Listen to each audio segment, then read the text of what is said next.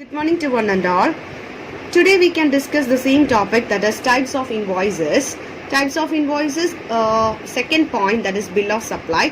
First point we have already studied, that is tax invoice. Now we are passing on to the next point, that is bill of supply. So what do you mean by bill of supply? So as we all know, a business registered under GST issues tax invoice to the buyer. Such an invoice mentions the GST rate, tax charge on the goods, services sold. So business registered under GST. Business who all are registered under GST will issue a tax invoice to buyers, and in that tax invoice there will be GST rates such as CGST, SGST, IGST, etc. And also mentions the quantities, qualities, and the description of goods and services which they have sold. However, some businesses, even though registered under GST, cannot charge any tax on the invoices issued them. അപ്പോൾ ചില സാഹചര്യങ്ങളിൽ ഇതുപോലെ നമ്മൾ tax അടച്ചാലും ചില സാഹചര്യങ്ങളിൽ ചില ബിസിനസ്സുകൾക്ക് ഒരിക്കലും GST rate ഇതുപോലെ ചാർജ് ചെയ്യാനായിട്ട് സാധിക്കില്ല. അതായത് ആ സമയത്ത് നമ്മൾ ഇഷ്യൂ ചെയ്യുന്ന ബില്ലാണ് bill of supply. So a bill of supply is issued when the GST is not applicable on the transaction or GST is not to be recovered from the customers. കസ്റ്റമേഴ്സിന് GST ഈടാക്കാൻ പറ്റാത്ത സാഹചര്യത്തിലോ അതുപോലെ തന്നെ കസ്റ്റമേഴ്സിന് ഈ പറയുന്ന നമ്മൾ സപ്ലൈ നടത്തുന്ന ട്രാൻസാക്ഷനിൽ GST നമുക്ക് ഉൾപ്പെടുത്താൻ ആപ്ലിക്കബിൾ അല്ല എന്ന് വരുന്ന സാഹചര്യത്തിൽ നമുക്ക് ടാക്സ് ഇൻവോയ്സ് ഇഷ്യൂ ചെയ്യാൻ സാധിക്കില്ല. പകരം നമ്മൾ ബിൽ ഓഫ് സപ്ലൈ ആണ് ഇഷ്യൂ ചെയ്യുന്നത്. Generally, the GST invoice is issued in order to charge the tax from the recipient and also passes on the credit. In GST, there are, however, some instances where the recipient is not registered person and the supplier is not allowed to charge any kind of tax. Hence, the GST invoice can't be issued. So നമ്മൾ സാധാരണയായിട്ട് സംസാരിക്കുമ്പോൾ GST tax നമ്മൾ tax പേ ചെയ്യുന്ന വ്യക്തിക്കാണ് tax invoice കൊടുക്കുന്നത്. ചില instances അല്ലെങ്കിൽ ചില examples നമുക്ക് പറയാം. ചില സാഹചര്യത്തിൽ നമുക്ക് രജിസ്റ്റേർഡ് പേഴ്സൺ ഒരു അൺരജിസ്റ്റേർഡ് പേഴ്സന്റെ കയ്യിൽ നിന്നാണ് ഗുഡ്സ് വാങ്ങുന്നതെങ്കിൽ അവിടെ നമുക്ക് ടാക്സ് അൺരജിസ്റ്റേർഡ് പേഴ്സൺസിന്റെ കയ്യിൽ നിന്ന് ടാക്സ് ഈടാക്കാനായിട്ട് സാധിക്കില്ല, അല്ലെങ്കിൽ അവർക്ക് ബില്ല് കൊടുക്കാനായിട്ട് സാധിക്കില്ല, ടാക്സ് ഇൻവോയ്സ് കൊടുക്കാൻ സാധിക്കില്ല. ആ സമയത്ത് നമ്മൾ ബിൽ ഓഫ് എക്സ്ചേഞ്ച് ആണ് ചെയ്യുന്നത്. അതുപോലെ തന്നെ കോമ്പോസിഷൻ ലെവി സ്കീം അങ്ങനെയുള്ളവർക്ക് ടാക്സ് ഇൻവോയ്സ് നമുക്ക് എഴുതാൻ സാധിക്കില്ല, പകരം നമ്മൾ ബിൽ ഓഫ് എക്സ്ചേഞ്ച് ആണ് ചെയ്യുന്നത്. അതുപോലെ തന്നെ എക്സംപ്റ്റഡ് ഗുഡ്സ്, അതായത് ഒട്ടും ടാക്സ് അടക്കേണ്ടതായിട്ടുള്ള അല്ലെങ്കിൽ ടാക്സ് ഒട്ടും അടക്കേണ്ടാത്ത ഗുഡ്സിനൊക്കെ അതുമായിട്ട് ഡീൽ ചെയ്യുന്ന ഡീലേഴ്സിന് അവർക്കും ടാക്സ് അടക്കണ്ട. അതുകൊണ്ട് തന്നെ ടാക്സ് ഇൻവോയ്സ് അല്ല അവിടെ ഇഷ്യൂ ചെയ്യുന്നത്, മറിച്ച് ബിൽ ഓഫ് എക്സ്ചേഞ്ച് ആണ് ഇഷ്യൂ ചെയ്യുന്നത്. So in simple terms, what you mean by bill of supply? A bill of supply is a document issued by GST registered businesses in the place of tax invoice. Tax invoice-ന് പകരം നമ്മൾ GST registered business ഒരു document എന്ന നിലയിൽ അല്ലെങ്കിൽ ഒരു tax ഇൻവോയ്സിന് പകരം കൊടുക്കുന്ന ഒരു ഡോക്യുമെന്റ് ആണ് bill of supply. Now it is issued by composition vendors and businesses dealing with exempted goods. Composition vendors-ഉം അതുപോലെ composition levy സ്കീമിലൂടെ നടത്തുന്ന ബിസിനസ്സും അതുപോലെ തന്നെ exempted goods-ഉം GST ഒട്ടും വേണ്ടാത്ത അല്ലെങ്കിൽ GST നിൽ റേറ്റ് ഉള്ള നോട്ട് ടാക്സബിൾ ഗുഡ്സുമായിട്ട് ഡീൽ ചെയ്യുന്ന എക്സെപ്റ്റഡ് ഗുഡ്സ് ഡീൽ ചെയ്യുന്ന വെൻഡേഴ്സുമാണ് കൂടുതലായിട്ടും ബിൽ ഓഫ് സപ്ലൈ ഉപയോഗിക്കുന്നത്. So when is bill of supply issued? എപ്പോഴാണ് ബിൽ ഓഫ് സപ്ലൈ ഇഷ്യൂ ചെയ്യേണ്ടത് എന്നുള്ളൊരു ക്വസ്റ്റ്യൻ ആണ് ചോദിക്കുന്നതെങ്കിൽ എന്താ പറയുന്നത്? A bill of supply is usually issued when the business sells goods and services that are classified as exempt from GST. For example, a fruit vendor would not be issuing a regular tax invoice on sales but raise a bill of supply for his customers. So ഒരു bill of സപ്ലൈനെ സംബന്ധിച്ചിടത്തോളം bill of supply usually business ഗുഡ്സും സർവീസസും exempted ആയിട്ട് കരുതുന്ന GSTയിൽ exempted ആയിട്ട് കരുതുന്ന അല്ലെങ്കിൽ നോൺ ടാക്സബിൾ ആയിട്ട് കരുതുന്ന ഗുഡ്സുമായിട്ട് ഡീൽ ചെയ്യുന്നവരാണ് കൂടുതലായിട്ടും ബിൽ ഓഫ് സപ്ലൈ ഇഷ്യൂ ചെയ്യുന്നത്.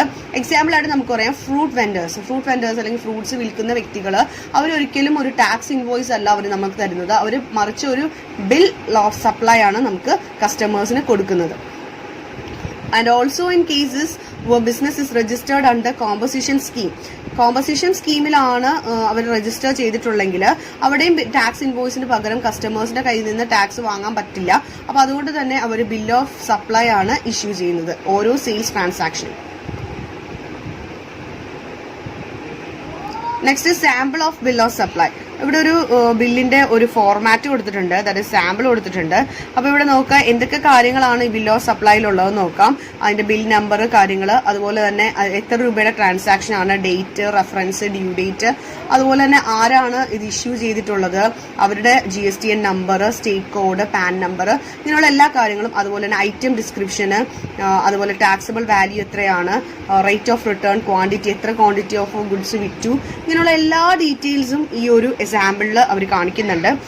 അതുപോലെ തന്നെ bank details, account number, signature, total amount, taxable amount എത്രയാണ്, ഇതെല്ലാ ഡീറ്റെയിൽസും ഈ ബിൽ ഓഫ് സപ്ലൈയിൽ ഉണ്ടാവും. So what are the contents of bill of supply? Now contents of bill of supply is as name and address of goods and service tax. അപ്പോൾ name, address, goods and service ടാക്സിന്റെ എല്ലാ കാര്യങ്ങളും ഉണ്ടാവും. Identification number ഉണ്ടാവും സപ്ലയറിന്റെ. അപ്പോൾ name, address, അതുപോലെ തന്നെ GSTIN of supplier. അതുപോലെ തന്നെ നെക്സ്റ്റ് എന്ന് പറയുന്നത് consecutive serial number note exceeding 16 characters in one or multiple series containing one alphabet or numericals or special characters, hyphen, slash and dash as these examples respectively, and the combination of unique for the financial year. Consecution numbers എന്ന് പറഞ്ഞിട്ടുണ്ടെങ്കിൽ എന്താണ്? Serial numbers ആണ്. അതായത് 1, 2, 3, 4 continuous ആയിട്ടുള്ള numbers ആണ്. 16 characters ഉണ്ടാവണം. അതിൽ multiple സീരീസിലുള്ളതായിരിക്കണം. അതുപോലെ തന്നെ അതിനകത്ത് ആൽഫബറ്റ്സും അതുപോലെ ന്യൂമറിക്കൽസും special characters like hyphen, dash, slash, ഇങ്ങനത്തെ കാര്യങ്ങളൊക്കെ ഉണ്ടാവണം. നമ്മൾ സാധാരണ ഒരു ഇമെയിൽ ID ക്രിയേറ്റ് ചെയ്യുമ്പോൾ അപ്പർ കേസും ലോവർ കേസും ഉണ്ടാവണം എന്ന് പറയുന്നത് പോലെ തന്നെയാണ് ഇവിടെ. അപ്പോൾ അതൊക്കെ ഉണ്ടാവണം. പിന്നെ അതുപോലെ ഡേറ്റ് ഓഫ് ഇഷ്യൂ എന്ന് പറയുന്നത് എപ്പോഴാണ് ഈ ബില്ല് നമ്മൾ ഇഷ്യൂ ചെയ്തത് അതിന്റെ ഡേറ്റ് ഉണ്ടാവണം. അതുപോലെ തന്നെ recipient who is receiving the bill, ആരാണോ ബില്ല് റിസീവ് ചെയ്യുന്നത് ആ വ്യക്തിയുടെ name, address, goods service tax identification number, unique identity number, ഇങ്ങനത്തെ കാര്യങ്ങളൊക്കെ ഉണ്ടാവണം. നെക്സ്റ്റ് എന്ന് പറയുന്നത് HSN കോഡാണ്, അതായത് പ്രോഡക്റ്റ് ഐഡന്റിഫിക്കേഷൻ കോഡ്. അതായത് പ്രോഡക്റ്റ് ഐഡന്റിഫൈ ചെയ്യാൻ വേണ്ടിയിട്ടാണ്. അതിന്റെ കോഡ് ആണ് നമ്മൾ പറയുന്ന harmonise system of nomenclature code for goods and services. ഗുഡ്സും സർവീസസിനും വേണ്ടുന്ന HSN കോഡ് ഉണ്ടാവണം. അതുപോലെ തന്നെ ഗുഡ്സിനെ കുറിച്ചുള്ള ഡിസ്ക്രിപ്ഷൻ, ഏത് ടൈപ്പ് ഓഫ് ഗുഡ്സ് ആണ് നമ്മൾ ഡീൽ ചെയ്യുന്നത്, ഏത് ടൈപ്പ് ഓഫ് ഗുഡ്സ് ആണ് നമ്മൾ ട്രാൻസാക്ട് ചെയ്യുന്നത്, ഇങ്ങനെയുള്ള കാര്യങ്ങളൊക്കെ അവിടെ ഉണ്ടാവണം. അതുപോലെ തന്നെ മെയിൻ ഇമ്പോർട്ടന്റ് കാര്യമാണ് എന്തെങ്കിലും ഡിസ്കൗണ്ടോ അല്ലെങ്കിൽ അബേറ്റോ കൊടുത്തിട്ടുണ്ടെങ്കിൽ അതിന്റെ ഡീറ്റെയിൽസ്, നമ്മൾ ഈ ഗുഡ്സിന്റെ പ്രൈസിൽ എന്തെങ്കിലും ഡിസ്കൗണ്ട് കൊടുത്തിട്ടുണ്ടെങ്കിൽ അത് കൊടുക്കണം. അതിന്റെ ഒപ്പം തന്നെ വാല്യൂ സപ്ലൈ, എത്രയാണ് ഗുഡ്സിന്റെ വാല്യൂ എന്നുള്ളതും ഡിറ്റർമിൻ ചെയ്യണം. അതുപോലെ തന്നെ last one signature or digital signature of supplier office authorised representative. Signature വളരെ ഇമ്പോർട്ടന്റ് ആണ്. ഇയാൾ തന്നെയാണ് ഈ ഒരു ബിൽ ഓഫ് സപ്ലൈ എഴുതിയിരിക്കുന്നത് എന്ന് ഉറപ്പുവരുത്താൻ വേണ്ടി അയാളുടെ സിഗ്നേച്ചറോ അല്ലെങ്കിൽ ഡിജിറ്റൽ സിഗ്നേച്ചറോ വിച്ചെവർ ഇറ്റ് ഈസ് അത് നമ്മൾ കൊടുത്തിട്ടുണ്ടാവണം. അല്ലെങ്കിൽ അയാളുടെയോ അല്ലെങ്കിൽ അയാൾ അധികാരപ്പെടുത്തിയിട്ടുള്ള റെപ്രസെന്റേറ്റീവ്സ് സച്ച് ആസ് ഏജന്റ്സ്, ആരുടെ വേണമെങ്കിലും നമുക്ക് കൊടുക്കാവുന്നതാണ്. Next there is a sample of bill of supply. Contents നമുക്ക് കുറച്ചുകൂടി ഡീറ്റെയിൽ ആയിട്ട് മനസ്സിലാവാൻ വേണ്ടിയിട്ട് അവിടെ ഒരു സാമ്പിൾ കൊടുത്തിട്ടുണ്ട്. That is GSTN name, then serial number of invoice. Serial number should be a consecutive number എന്ന് പറഞ്ഞു. അപ്പോൾ ഇവിടെയാണ് നമ്മൾ സീരിയൽ നമ്പർ കൊടുക്കുന്നത്. യുണീക്ക് ആയിരിക്കണം, മറ്റ് ബില്ലുകളിൽ നിന്ന് വ്യത്യാസപ്പെടാൻ വേണ്ടിയിട്ടാണ് ഇവിടെ നമ്മൾ സീരിയൽ നമ്പർ കൊടുത്തിരിക്കുന്നത്. അതുപോലെ തന്നെ ഡീറ്റെയിൽസ്, റിസീവറിന്റെ ഡീറ്റെയിൽസ് നമ്മൾ കൊടുക്കുന്നു. അവരുടെ റിസീവറിന്റെ മറ്റ് ഡീറ്റെയിൽസ് എല്ലാം ഇവിടെ കൊടുക്കുന്നത്. അവരുടെ യുണീക്ക് ഐഡന്റിറ്റി നമ്പർ കൊടുക്കുന്നുണ്ട്. എംബസീസ് ആണെങ്കിൽ എംബസിയുടെ, അല്ലെങ്കിൽ എന്തെങ്കിലും നോട്ടിഫൈഡ് ഏജൻസീസ് ആണെങ്കിൽ അതെല്ലാം ഡീൽ ചെയ്യണം. ഇനി ഇവിടെ നമ്മൾ ഈ ഒരു കോളത്തിലാണ് നമ്മളവിടെ value, description, HSN code, unit, rate, discount, ഇങ്ങനെയുള്ള കാര്യങ്ങളൊക്കെ കൊടുക്കുന്നത്. വാല്യൂ എന്ന് പറയുന്നത് ഡിസ്കൗണ്ടും അബേറ്റും ഡിഡക്ട് ചെയ്തിട്ടുണ്ടെങ്കിൽ, ഡിസ്കൗണ്ട് കൊടുത്തിട്ടില്ലെങ്കിൽ അത് നേരിട്ട് എഴുതാം. ഡിസ്കൗണ്ടോ അബേറ്റോ എന്തെങ്കിലും ഉണ്ടെങ്കിൽ അത് കുറച്ച് ബാക്കിയുള്ള എമൗണ്ട് വേണം വാല്യൂവിൽ എഴുതാനായിട്ട്. അപ്പൊ ഇത്രയുമാണ് കണ്ടന്റ്സിൽ വരുന്നത്. അപ്പൊ ഇതാണ് sample of bill of supply എന്ന് പറയുന്നത്.